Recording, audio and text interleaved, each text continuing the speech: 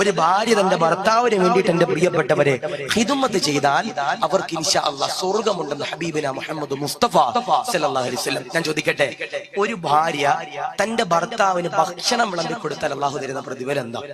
ഒരു സ്വന്തം ഭാര്യ തന്റെ പ്രിയപ്പെട്ട ഭർത്താവിന്, എന്റെ പ്രിയപ്പെട്ടവരെ, ഭക്ഷണം വിളമ്പി കൊടുത്താൽ അള്ളാഹു തരുന്ന പ്രതിഫലം എന്താ? അള്ളാഹുവിന്റെ റസൂല് പറയുന്നുണ്ട്, ഒരു ഭാര്യ തന്റെ ഭർത്താവിന് ഭക്ഷണം വിളമ്പി കൊടുത്താൽ ഓരോ അരിക്ക് പകരമായിട്ട് നിന്റെ പാപങ്ങൾ അള്ളാഹു പൊറുക്കുമെന്ന് ഹബീബിന മുഹമ്മദ് മുസ്തഫ സല്ലല്ലാഹു അലൈഹി വസല്ലം. നോക്കിങ്ങള്, ഓരോ അരിമണിക്ക് പകരമായിട്ട് നിങ്ങളുടെ പാപങ്ങൾ പുറത്തു നൽകുമെന്ന് ഹബീബിന മുഹമ്മദ് മുസ്തഫ സല്ലല്ലാഹു അലൈഹി വസല്ലം.